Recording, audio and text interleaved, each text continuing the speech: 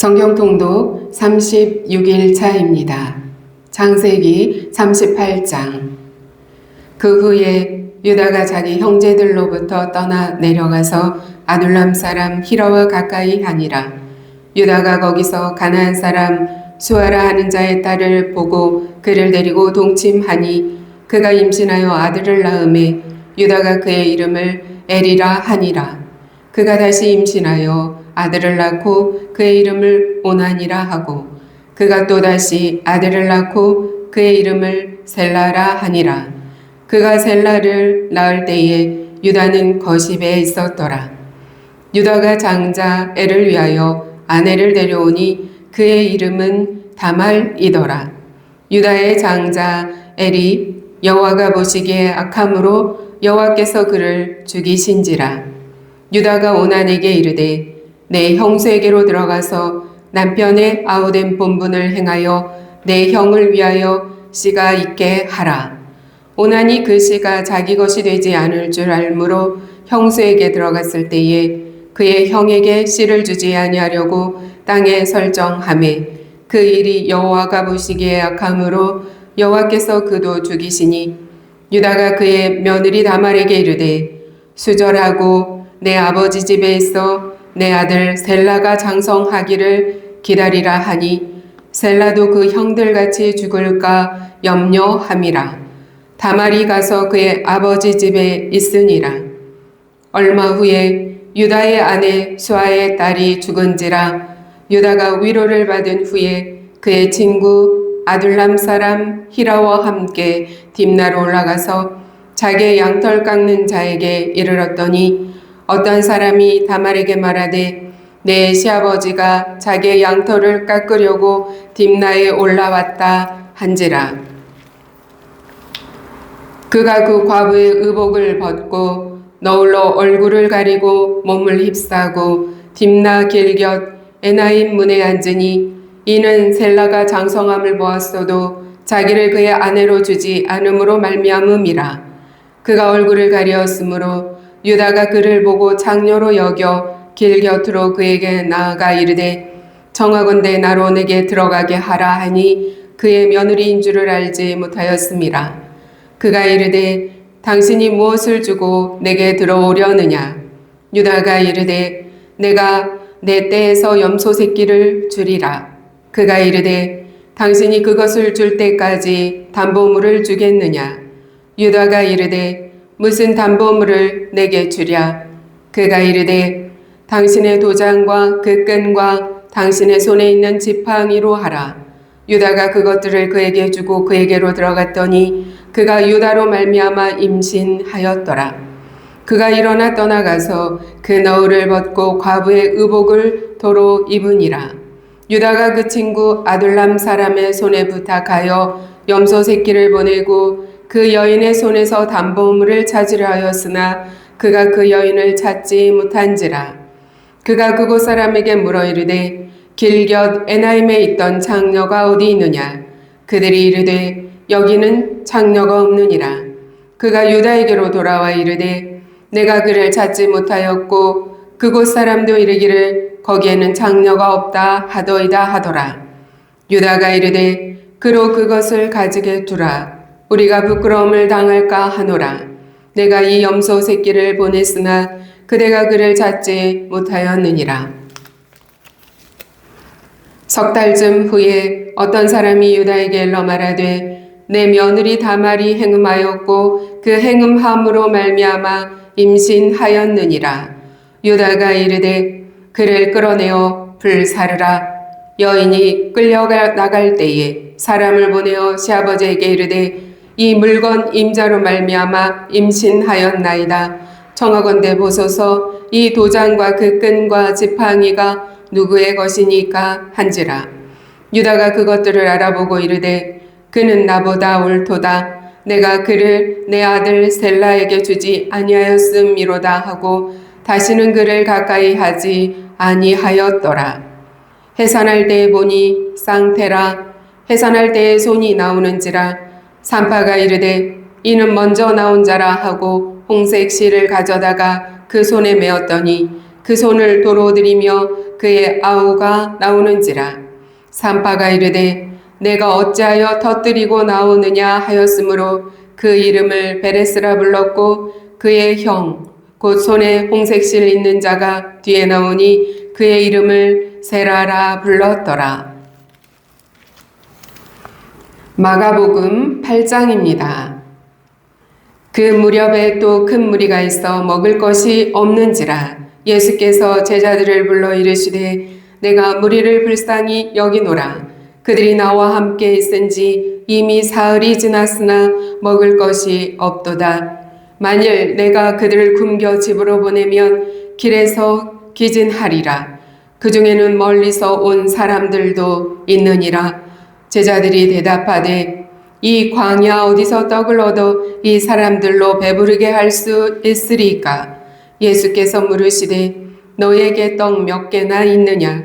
이르되 7이로소이다 하거늘 예수께서 무리를 명하여 땅에 앉게 하시고 떡 7개를 가지사 축사하시고 떼어 제자들에게 주어 나누어 주게 하시니 제자들이 무리에게 나누어 주더라. 또 작은 생선 2마리가 있는지라. 이에 축복하시고 명하사 이것도 나누어 주게 하시니 배불리 먹고 남은 조각 7광주리를 거두었으며 사람은 약 4,000명이었더라.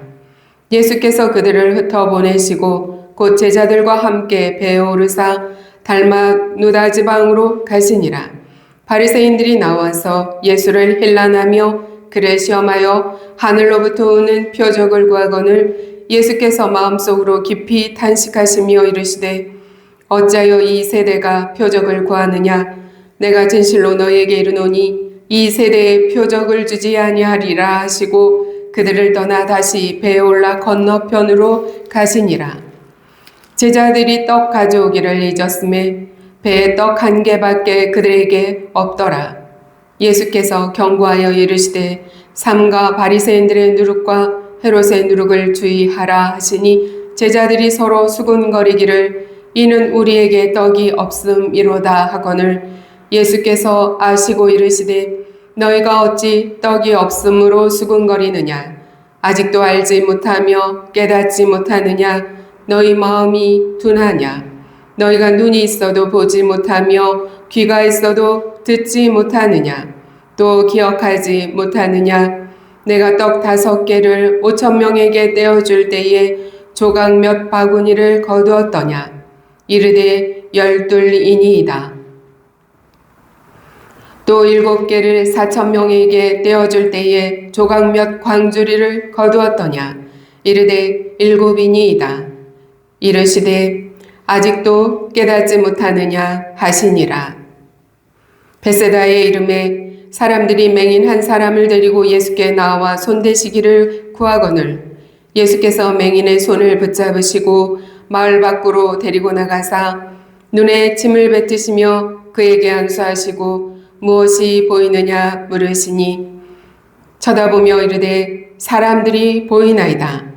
나무 같은 것들이 걸어가는 것을 보나이다 하거늘 이에 그 눈에 다시 안수하심에 그가 주목하여 보더니 나아서 모든 것을 밝히 보는지라. 예수께서 그 사람을 집으로 보내시며 이르시되 마을에는 들어가지 말라 하시니라. 예수와 제자들이 빌립보 가이사라의 여러 마을로 나가실새 길에서 제자들에게 물어 이르시되 사람들이 나를 누구라고 하느냐? 제자들이 여짜와 이르되 세례 요한이라 하고 더러는 엘리야 더러는 선지자 중에 하나라 하나이다. 또 물으시되 너희는 나를 누구라 하느냐?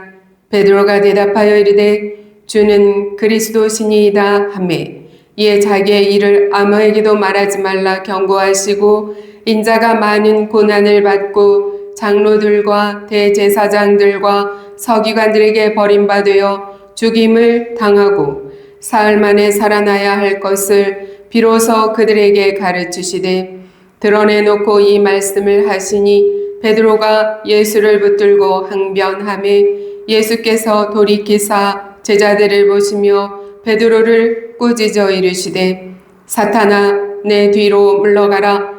내가 하나님의 일을 생각하지 아니하고 도리어 사람의 일을 생각하는도다 하시고 무리와 제자들을 불러 이르시되 누구든지 나를 따라오려거든 자기를 부인하고 자기 십자가를 지고 나를 따를 것이니라. 누구든지 자기 목숨을 구원하고자 하면 잃을 것이요 누구든지 나와 복음을 위하여 자기 목숨을 잃으면 구원하리라.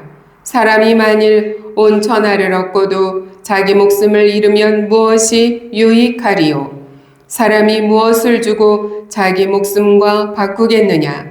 누구든지 이 음란하고 죄 많은 세대에서 나와 내 말을 부끄러워하면 인자도 아버지의 영광으로 거룩한 천사들과 함께 올 때에 그 사람을 부끄러워하리라. 욥기 4장입니다. 대만 사람 엘리바스가 대답하여 이르되 누가 내게 말하면 내가 실증을 내겠느냐? 누가 참고 말하지 아니하겠느냐? 보라 전에 내가 여러 사람을 훈계하였고 손이 늘어진 자를 강하게 하였고 넘어진 자를 말로 붙들어 주었고 무릎이 약한 자를 강하게 하였거늘 이제 이 일이 내게 이름에 내가 힘들어하고 이 일이 내게 닥침에 내가 놀라는구나. 내 경외함이 내 자랑이 아니냐? 내 소망이 내 온전한 길이 아니냐? 생각하여 보라. 죄 없이 망한 자가 누구인가? 정직한 자의 끊어짐이 어디 있는가? 내가 보건대 악을 밭갈고 독을 뿌리는 자는 그대로 거두나니 다 하나님의 입기운에 멸망하고 그의 곶김에 사라지느니라. 사자의 우는 소리와 젊은 사자의 소리가 그치고 어린 사자의 이가 부러지며 사자는 사냥한 것이 없어 죽어가고 암사자의 새끼는 흩어지느니라. 어떤 말씀이 내게 가만히 이르고 그 가느다란 소리가 내 귀에 들렸었나니 사람이 깊이 잠들 즈음 내가 그 밤에 본 환상으로 말미암아 생각이 번거로울 때에 두려움과 떨림이 내게 이르러서 모든 뼈마디가 흔들렸느니라. 그때에 영이 내 앞으로 지나매 내 몸이 털이 쭈뼛하였느니라. 그 영이 서 있는데 나는 그 형상을 알아보지는 못하여도 오직 한 형상이 내 눈앞에 있었느니라. 그때 내가 조용한 중에 한 목소리를 들으니 사람이 어찌 하나님보다 의롭겠느냐? 사람이 어찌 그 창조하신 이보다 깨끗하겠느냐? 하나님은 그의 종이라도 그대로 믿지 아니하시며 그의 천사라도 미련하다 하시나니 하물며 흙집에 살며 티끌로 털을 삼고 하루살이 앞에서라도 무너질 자이겠느냐. 아침과 저녁 사이에 부스러져 가루가 되며 영원히 사라지되 기억하는 자가 없으리라. 장막줄이 그들에게서 뽑히지 아니하겠느냐. 그들은 지혜가 없이 죽느니라. 로마서 8장입니다. 그러므로 이제 그리스도 예수 안에 있는 자에게는 결코 정죄함이 없나니 이는 그리스도 예수 안에 있는 생명의 성령의 법이 죄와 사망의 법에서 너를 해방하였습니다. 율법이 육신으로 말미암아 연약하여 할 수 없는 그것을 하나님은 하시나니 곧 죄로 말미암아 자기 아들을 죄 있는 육신의 모양으로 보내어 육신의 죄를 정하사 육신을 따르지 않고 그의 영을 따라 행하는 우리에게 율법의 요구가 이루어지게 하려 하심이니라. 육신을 따르는 자는 육신의 일을, 영을 따르는 자는 영의 일을 생각하나니 육신의 생각은 사망이요 영의 생각은 생명과 평안이니라. 육신의 생각은 하나님과 원수가 되나니 이는 하나님의 법에 굴복하지 아니할 뿐 아니라 할 수도 없음이라. 육신에 있는 자들은 하나님을 기쁘시게 할 수 없느니라. 만일 너희 속에 하나님의 영이 거하시면 너희가 육신에 있지 아니하고 그 영에 있나니 누구든지 그리스도의 영이 없으면 그리스도의 사람이 아니라. 또 그리스도께서 너희 안에 계시면 몸은 죄로 말미암아 죽은 것이나 영은 의로 말미암아 살아있는 것이니라. 예수를 죽은 자 가운데서 살리신 이의 영이 너희 안에 거하시면 그리스도 예수를 죽은 자 가운데서 살리신 이가 너희 안에 거하시는 그의 영으로 말미암아 너희 죽을 몸도 살리시리라. 그러므로 형제들아 우리가 빚진 자로 돼 육신에게 져서 육신대로 살 것이 아니니라. 너희가 육신대로 살면 반드시 죽을 것이로되 영으로서 몸의 행실을 죽이면 살리니 무릇 하나님의 영으로 인도함을 받는 사람은 곧 하나님의 아들이라. 너희는 다시 무서워하는 종의 영을 받지 아니하고 양자의 영을 받았으므로 우리가 아빠 아버지라고 부르짖느니라. 성령이 친히 우리의 영과 더불어 우리가 하나님의 자녀인 것을 증언하시나니 자녀이면 또한 상속자 곧 하나님의 상속자요 그리스도와 함께 한 상속자니 우리가 그와 함께 영광을 받기 위하여 고난도 함께 받아야 할 것이니라. 생각하건대 현재의 고난은 장차 우리에게 나타날 영광과 비교할 수 없도다. 피조물이 고대하는 바는 하나님의 아들들이 나타나는 것이니 피조물이 허무한 데 굴복하는 것은 자기 뜻이 아니요 오직 굴복하게 하시는 이로 말미암음이라. 그 바라는 것은 피조물도 썩어짐에 종노릇한 데서 해방되어 하나님의 자녀들의 영광의 자유에 이르는 것이니라. 피조물이 다 이제까지 함께 탄식하며 함께 고통을 겪고 있는 것을 우리가 아느니라. 그뿐 아니라 또한 우리 곧 성령의 처음 익은 열매를 받은 우리까지도 속으로 탄식하여 양자될 것 곧 우리 몸의 속량을 기다리느니라. 우리가 소망으로 구원을 얻었음에 보이는 소망이 소망이 아니니 보는 것을 누가 바라리요. 만일 우리가 보지 못하는 것을 바라면 참음으로 기다릴지니라. 이와 같이 성령도 우리의 연약함을 도우시나니 우리는 마땅히 기도할 바를 알지 못하나 오직 성령이 말할 수 없는 탄식으로 우리를 위하여 친히 간구하시느니라. 마음을 살피시는 이가 성령의 생각을 하시나니 이는 성령이 하나님의 뜻대로 성도를 위하여 간구하심이니라. 우리가 알거니와 하나님을 사랑하는 자 곧 그의 뜻대로 부르심을 입은 자들에게는 모든 것이 합력하여 선을 이루느니라. 하나님이 미리 아신 자들을 또한 그의 아들의 형상을 본받게 하기 위하여 미리 정하셨으니 이는 그로 많은 형제 중에서 맏아들이 되게 하려 하심이니라. 또 미리 정하신 그들을 또한 부르시고 부르신 그들을 또한 의롭다 하시고 의롭다 하신 그들을 또한 영화롭게 하셨느니라. 그런즉 이 일에 대하여 우리가 무슨 말하리요?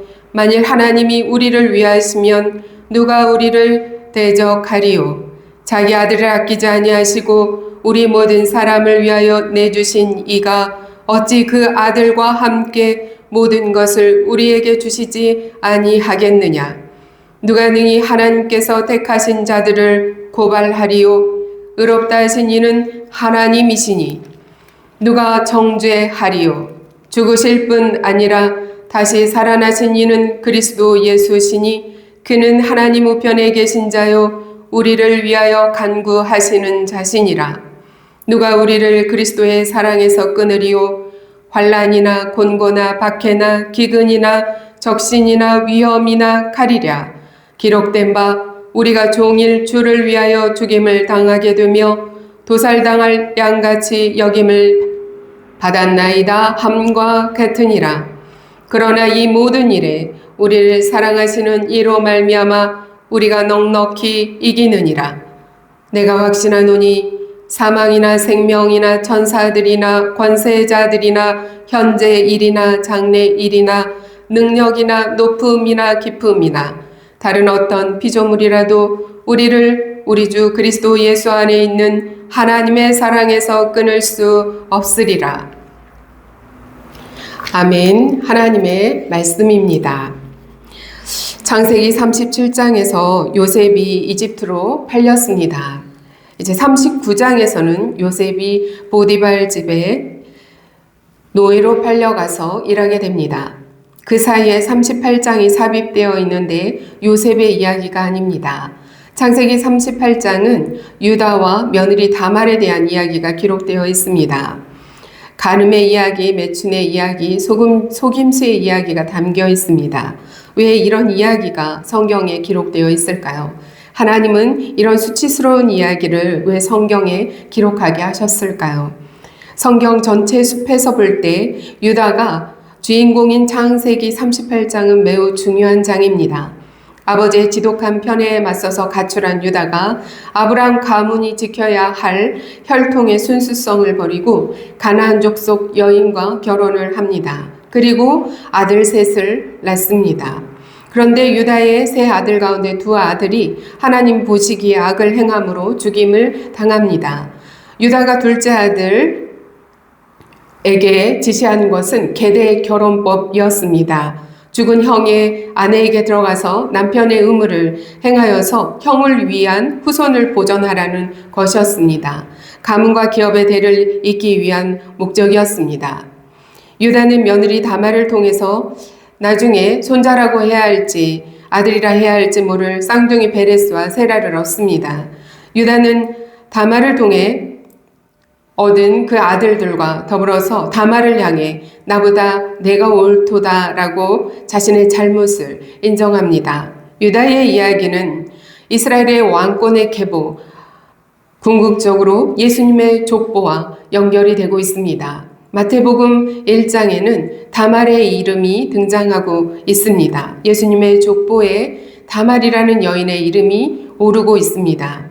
다말의 행동은 도덕적으로 정당화될 수 없습니다. 그러나 그녀의 동기는 유다 가문의 계승권을 지키려는 것이었습니다. 당시 관습에서 시아버지 유다에게 기업 계승의 의무가 있었습니다. 하나님은 이 복잡하고 불완전한 관계 속에서 베레스와 세라를 주셨고 베레스는 다윗의 조상이 됩니다. 궁극적으로 예수님의 조상이 되는 것입니다. 하나님은 이 수치스러운 역사 속에서도 구원의 역사, 구속사를 계속 진행시키고 계셨던 것입니다. 예수님의 족보에는 5명의 여성이 등장합니다. 다말, 라합, 룻, 우리아의 아내 밧세바, 그리고 마리아입니다. 다말은 가나안 출신입니다. 이방 여인입니다. 유다의 맏아들 엘과 결혼했습니다. 남편이 악하여 일찍 죽자 계대 결혼법에 의해서 둘째 아들과 재혼했지만 그마저 죽었습니다. 시아버지 유다가 막내 아들을 주지 않자 다말은 창녀로 변장을 해서 시아버지인 유다를 통해서 쌍둥이 베레스와 또한 세라를 낳습니다. 이 여인이 예수님의 족보에 오릅니다. 라합은 가나안 여리고성의 기생이었습니다. 이스라엘이 가나안을 정복하기 전에 이 성을 정탐하러 온 정탐꾼들의 목숨을 구해주었습니다.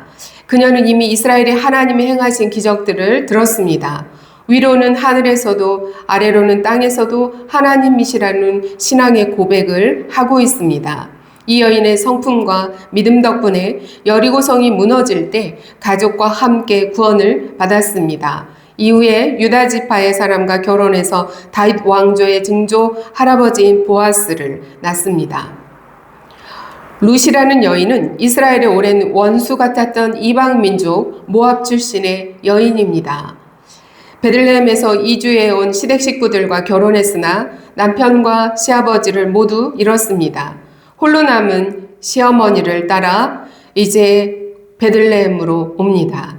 그곳에서 성실하게 이삭을 주우며 시어머니 나오미를 섬깁니다. 그곳의 유력자 보아스를 만나 재혼하게 됩니다. 이방 여인이었음에도 불구하고 시어머니를 향한 지극한 효심과 하나님을 향한 신실한 신앙으로 다윗 왕의 증조 할머니가 되는 복을 누렸습니다. 우리아의 아내 밧세바. 마태복음 족보에는 밧세바라는 이름 대신에 우리아의 아내라고 표기가 되어 있습니다. 우리아는 햇사람, 이방인입니다. 다윗 왕의 권력에 의해서 이 우리아는 죽게 됩니다. 밧세바는 남편까지 전쟁터에서 잃고 다윗과의 사이에서 낳은 첫 아이도 죽게 되는 아픔을 겪습니다. 그러나 이후에 하나님의 은혜로 지혜의 왕 솔로몬을 낳습니다. 이 여인도 예수님의 족보에 오릅니다.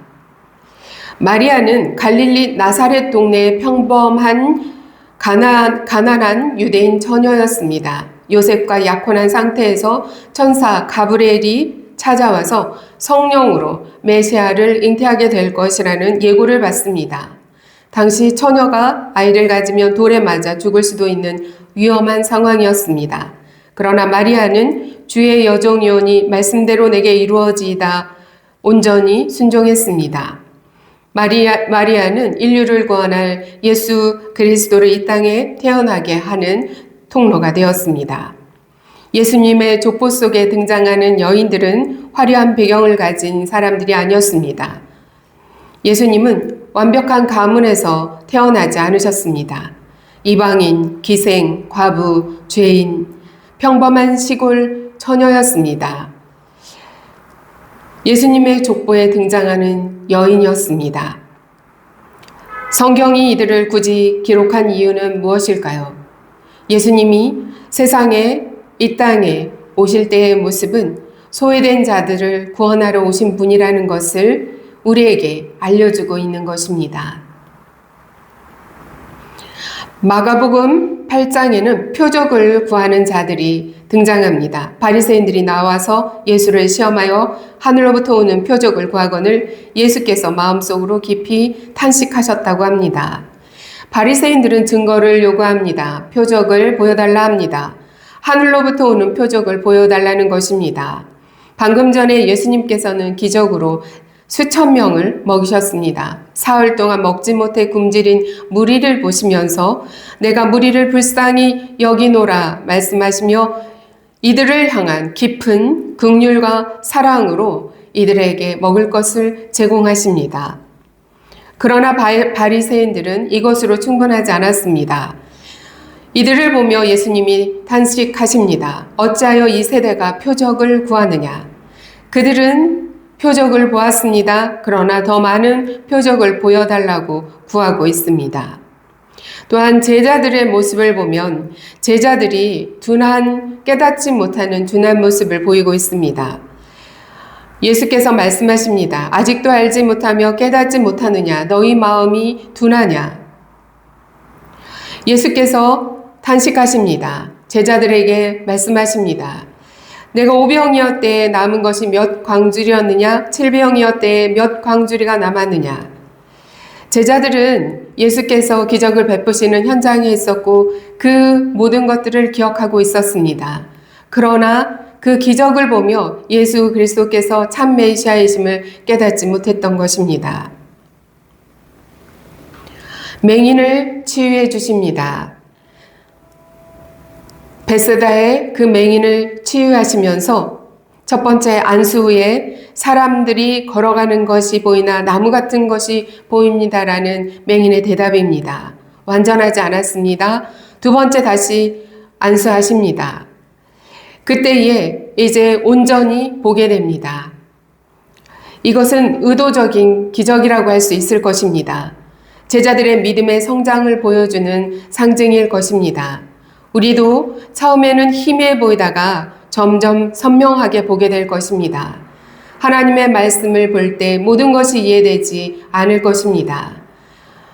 그러나 우리가 그 하나님의 말씀을 매일매일 맞이하며 묵상하고 그 말씀 안으로 들어갈 때, 그리고 말씀을 읽을 때에 그 말씀 안에서 점점 선명하게 우리에게 보여지는 하나님의 음성이 있을 것입니다.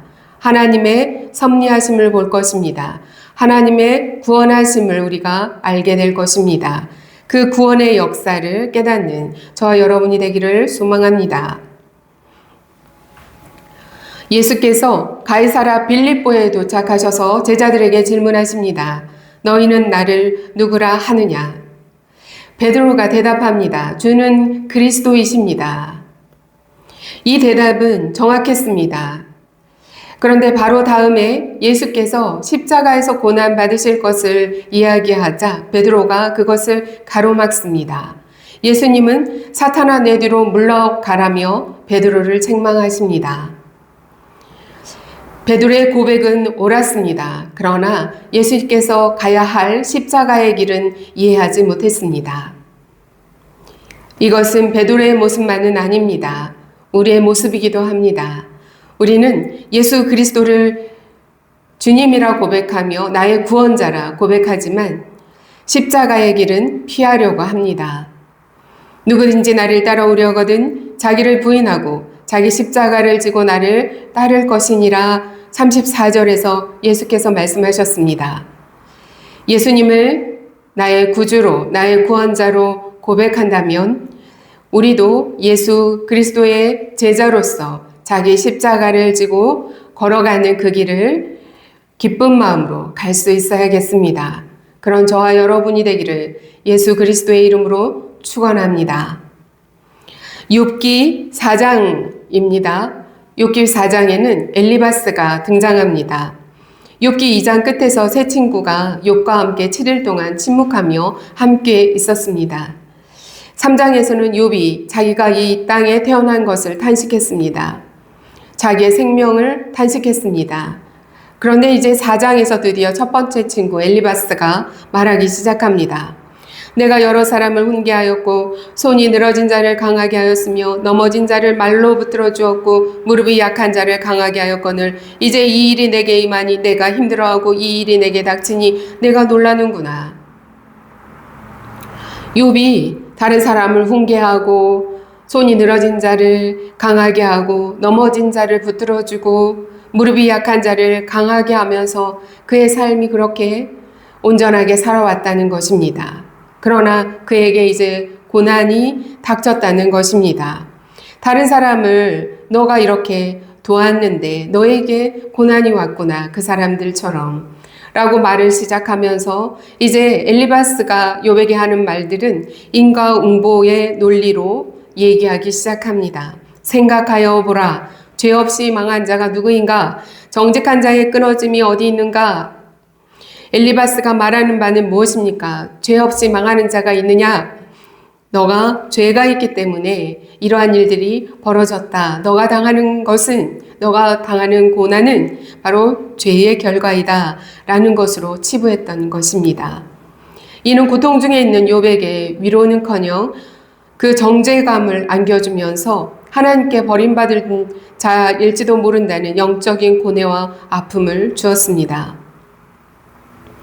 대만 사람 엘리바스는 어떤 하나님에 대한 이해를 가지고 있었을까요?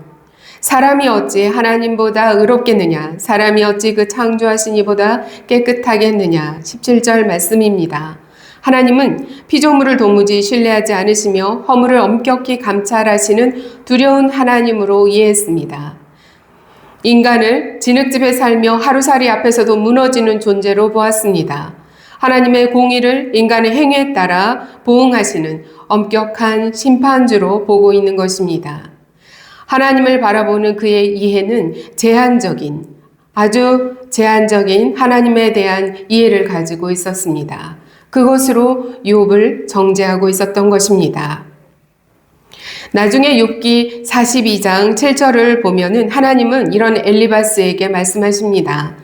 여호와께서 엘리바스에게 이르시되 내가 너와 내 두 친구에게 노하나니 이는 너희가 나에 대하여 말한 것이 내 종 욥의 말같이 옳지 못함이니라. 엘리바스가 옳지 못하다는 하나님의 응답입니다. 고난받는 자 앞에서 당신이 죄를 지었기 때문에 이러한 고난을 당한다라고 말하는 것은 고통당하는 자, 고난받는 자를 더욱 아프게 하고 고통을 더해주는 것입니다. 예수님도 고난 앞에서 이 인과응보의 논리를 거부하셨습니다. 요한복음 9장 3절에서 날 때부터 맹인이었던 사람에 대해서 제자들이 묻습니다. 누구의 죄 때문에 이 사람이 날 때부터 맹인입니까? 라는 그 질문에 대해서 예수께서는 이 사람이나 그 부모의 죄가 아니라 하나님의 일이 그에게서 나타나게 하려 함이라고 말씀하셨습니다. 고난은 단순한 인과응보로 설명될 수 없습니다. 고난받는 자 앞에서 우리가 먼저 해야 할 것은 제한적인 하나님에 대한 이해를 가지고 그 사람을 판단하거나 정죄하는 것이 아닙니다. 고난받는 자와 그냥 함께 있어주는 것입니다.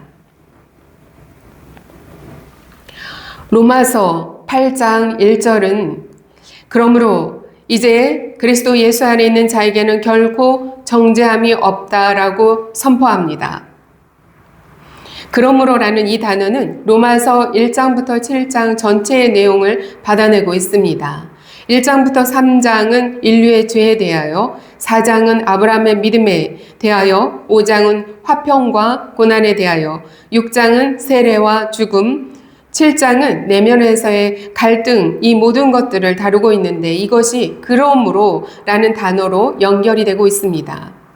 결코 정죄함이 없다는 것입니다. 그리스도 예수 안에 있는 자에게는 결코 정죄함이 있을 수 없다는 것입니다. 이는 그리스도 예수 안에 있는 생명의 성령의 법이 죄와 사망의 법에서 너를 해방하였음이니라. 2절 말씀입니다. 예수 그리스도 안에 있는 자에게는 생명의 성령의 법이 죄로부터 해방시킵니다. 죄와 사망의 법에서 해방되어 누리는 생명과 평안, 하나님의 자녀가 되어 하나님을 아버지라 부를 수 있는 친밀한 권세, 하나님 나라를 함께 물려받을 상속자의 자격, 그리고 우리의 연약함을 도우시며 말할 수 없는 탄식으로 친히 간구해 주시는 성령의 중보하심이 믿는 자에게 주시는 은혜와 선물인 것입니다. 성령께서는 로마서 8장에서 여러 가지 방식으로 일하고 계심을 나타내 보여주고 계십니다.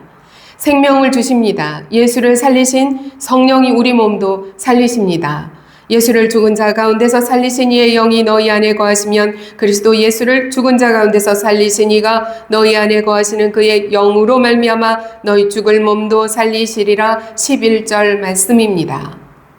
성령은 우리로 하여금 양자의 영, 아빠 아버지라 부르게 하십니다. 너희는 다시 무서워하는 종의 영을 받지 아니하고 양자의 영을 받았으므로 우리가 아빠 아버지라고 부르짖느니라. 15절 말씀입니다. 성령께서는 우리와 함께 탄식하십니다. 말할 수 없는 탄식으로 우리를 위해 간구하십니다. 이와 같이 성령도 우리의 연약함을 도우시나니 우리는 마땅히 기도할 바를 알지 못하나 오직 성령이 말할 수 없는 탄식으로 우리를 위하여 친히 간구하시느니라. 26절 말씀입니다. 우리가 알거니와 하나님을 사랑하는 자, 곧 그의 뜻대로 부르심을 입은 자들에게는 모든 것이 합력하여 선을 이루느니라. 28절 말씀입니다. 예수 그리스도를 통해 나타난 사랑은 세상의 그 어떤 대적이나 환난이나 곤고나 박해나 기근이나 위험이나 칼이나 사망이나 생명이나 현재 일이나 장래 일이나 그 어떤 피조물이라도 결코 끊을 수 없는 절대적이고 영원하며 완전한 승리의 하나님의 사랑인 것입니다. 사랑하는 성도 여러분, 창세기 38장의 유다와 다말을 생각해 보십시오. 얼마나 수치스러웁니까? 그런데 예수님의 족보에 올라와 있습니다. 마가복음 8장의 제자들을 보십시오. 기적을 보고도 깨닫지 못했습니다. 베드로는 예수님을 그리스도로 고백하고도 십자가를 막으려고 했습니다. 그런데 예수님은 그들을 택하셨습니다. 욥기 4장의 엘리바스를 생각해 보십시오. 신학적으로 틀렸습니다. 그러나 하나님은 그를 용서하시고 욥의 기도를 통해서 나중에 회복시키십니다. 로마서 7장의 바울은 오호라 나는 공고한 사람이로다. 마음 안에 있는 죄성을 알고 갈등하며 인간의 한계를 고백했습니다. 그러나 8장 1절에서 이제 그리스도 예수 안에 있는 자에게는 결코 정죄함이 없다고 선포합니다. 하나님의 은혜는 우리의 수치 속에도, 우리의 실패 속에도, 그리고 우리의 두려운 마음 속에도, 두 마음을 가지고 있는 마음 안에도, 고난 속에도 그 모든 자리에 임하고 있습니다. 그러므로 이제 그리스도 예수 안에 있는 자에게는 결코 정죄함이 없나니 이 말씀이 우리의 고백이 되기를 소망합니다. 나는 그리스도 예수 안에 있는 자입니다. 그러므로 내게는 결코 정죄함이 없습니다. 오늘도 이 고백이 저와 여러분의 고백이 되며 승리의 삶을 살아갈 수 있도록 예수 그리스도의 이름으로 축원드립니다. 기도합니다. 사랑의 하나님, 유다처럼 수치스러운 역사를 가진 자, 베드로처럼 믿음의 고백하고도 두 마음을 가진 자, 엘리바스처럼 정죄하는 자, 오라 나는 공고한 자라고 고백할 수밖에 없는 자, 이 모든 것이 우리의 모습입니다. 그러나 예수 그리스도께서는 예수 그리스도의 그 은혜 안에서 결코 정죄함이 없다고 선포해 주셨습니다. 아무것도 하나님의 사랑에서 끊을 수 없는 우리가 되게 해주셨습니다. 성령으로 우리 마음에 아버지의 사랑을 부어주셔서 아빠 아버지라 부르며 하나님 앞으로 나아가는 자가 되게 해주셨습니다. 주님 감사합니다. 예수 그리스도의 이름으로 기도드립니다. 아멘.